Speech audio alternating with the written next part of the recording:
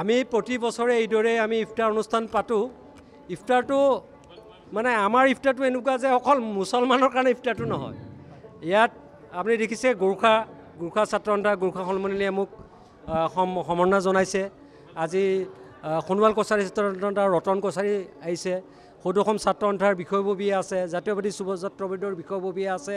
প্ৰতিটো জাতি জনগোষ্ঠীৰ আজি ইয়াত মানে নেতৃবৃন্দ উপস্থিত আছে।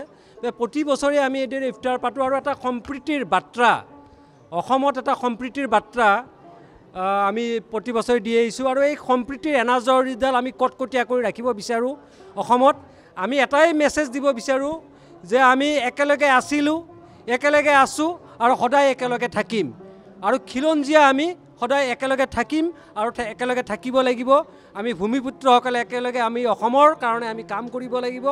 অসমৰ জাতীয় অস্তিত্ব ৰক্ষাৰ কাম কৰিব লাগিব।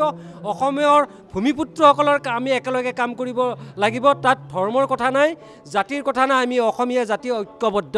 সেয়ে আজি মেছেজ এটা গোটেই অসমৰ কাৰণে আৰু আমি সমূহীয়া অসমৰ শান্তিৰ কাৰণে, অসমৰ ভাতৃত্ববোধৰ কাৰণে, অসমৰ উন্নয়নৰ কাৰণে ইয়াত আমি দোৱা কৰিছোঁ। আমাৰ মুফতি চাহাবে দোৱা কৰিছে আজি অসমৰ উন্নয়নৰ কাৰণে, অসমৰ বিভিন্ন প্ৰগতিৰ কামৰ কাৰণে, অসমৰ মানুহৰ দৰিদ্ৰতা নিৰ্মূল হোৱাৰ কাৰণে, অসমৰ সমস্যা সমাধানৰ কাৰণে দোৱা কৰিছোঁ, প্ৰাৰ্থনা কৰিছোঁ। আজি সদৌ অসম গৰিয়ামৰীয়া দেশী জাতীয় পৰিষদে আয়োজন কৰা সমূহীয়া ইফতাৰত অংশগ্ৰহণ কৰি সঁচাকৈ অত্যন্ত ভাল লাগিল। আৰু অসমীয়া জাতি গঠন প্ৰক্ৰিয়াটোত এই গৰিয়ামৰীয়া দেশী মানে গৰিয়ামৰীয়াসকলৰ অত্যন্ত ভূমিকা আছে, অভ্যুত্থানৰ ভূমিকা আছে। তেওঁলোকৰ সংস্কৃতি আৰু পৰম্পৰাই অসমীয়া জাতিক সমৃদ্ধ কৰি ৰাখিছে, অসমীয়া জাতিৰ ঐতিহ্য বহন কৰিছে। আৰু এইসকল মুছলিম লোক আচলতে এইখনেই এখন অসমীয়া সমাজ, যিখন অসমীয়া সমাজত আমি হিন্দুও আছোঁ, মুছলিমো আছোঁ, খ্ৰীষ্টানো আছোঁ, জৈনো আছোঁ, শিখো আছোঁ, সকলো আছোঁ। আৰু এইখন অসমীয়া সমাজে এক বৃহত্তৰ অসমীয়া জাতীয় সত্তাটোক প্ৰতিনিধিত্ব কৰে। আৰু আজি অত্যন্ত ভাল লাগিছে, ইয়াত বিভিন্নজন ব্যক্তি আহিছে, বিভিন্ন ধৰ্মৰ লোক আহিছে।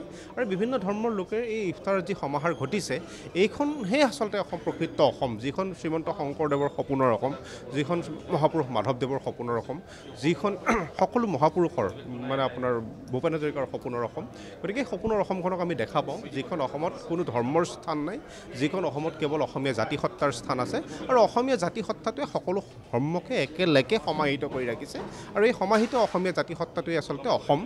আৰু ইয়াত যিসকল লোক আজি গোট মানে আহি পেলাই সমবেত হৈছেহি, বিভিন্ন ক্ষেত্ৰৰ বিভিন্নজন লোক আহিছে আৰু তেখেতলোকে মোকো ইয়ালৈ আমন্ত্ৰণ কৰিলে। আৰু আজি এনেকুৱা এটা অনুষ্ঠানত, এনেকুৱা এটা গৌৰৱময় ক্ষণত মই উপস্থিত থাকিবলৈ পাই মই নিজকে ধন্য মানিছোঁ। আৰু সদৌ অসম গৰিয়ামৰীয়া দেশী জাতীয় পৰিষদক আন্তৰিক ধন্যবাদ আৰু কৃতজ্ঞতা জ্ঞাপন কৰিছোঁ। আজি আমাৰ ৰমজান মাহৰ এই ৰোজাৰ উপবাস সম্পূৰ্ণ হোৱাৰ পিছত আজি দিনটোৰ আজি ইয়াতে আমি গৰিয়ামৰীয়া দেশী যিটো অসমীয়া জাতি গঠনৰ প্ৰক্ৰিয়া আটাইতকৈ শক্তিশালী এই গোষ্ঠীকেইটাই আজি ইয়াতে এইখন আহ্বান কৰিছে ইফতাৰখন।